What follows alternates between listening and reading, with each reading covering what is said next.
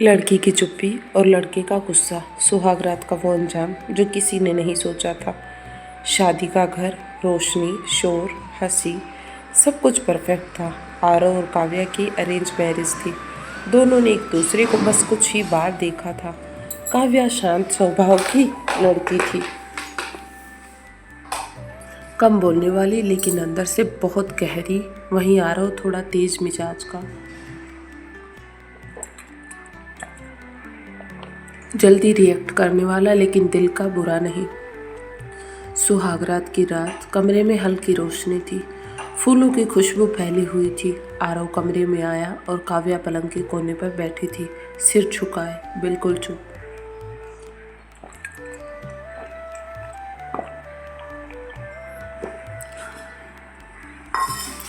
आरव ने हल्के से कहा, इतना घबराने की जरूरत नहीं, रिलैक्स। लेकिन काव्या कुछ बोली ही नहीं। कुछ सेकंड, फिर कुछ मिनट खामोशी पड़ती गई।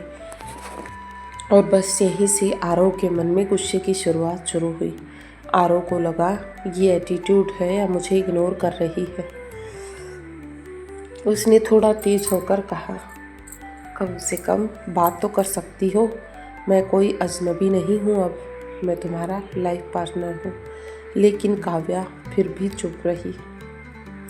अब आरव का गुस्सा बढ़ गया। अगर तुम्हें ये शादी पसंद नहीं थी तो मना कर देती, ये ड्रामा क्यों किया। उसकी आवाज़ तेज हो गई। माहौल धीरे धीरे कमरे का भारी हो गया। काव्या की चुप्पी का सच, अचानक काव्या की आंखों से आंसू गिरने लगे, लेकिन आवाज़ अभी भी नहीं निकली थी। कुछ देर बाद उसने कांपते हुए कहा, मैं डर रही थी। आरव थोड़ा रुका। डर? मुझसे? क्यों? काव्या ने धीरे से सिर हिलाया। नहीं, इस नए रिश्ते से, नई जिंदगी से। मुझे समझ नहीं आ रहा कैसे बात शुरू करूं, कहाँ से शुरू करूं। साइकोलॉजिकल ट्विस्ट की अगर बात करें तो उस पल आरव को एहसास हुआ कि जिसे वो एटीट्यूड समझ रहा था वो दरअसल एंजाइटी थी। और काव्या, जिसे वो इग्नोर कर रही थी, सोच रहा था, वो खुद को संभालने की कोशिश कर रही थी। टर्निंग पॉइंट उनकी लाइफ में आया।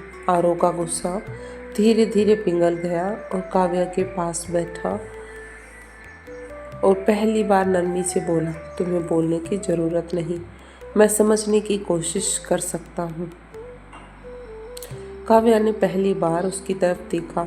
उसकी आंखों में डर कम और भरोसा ज़्यादा था।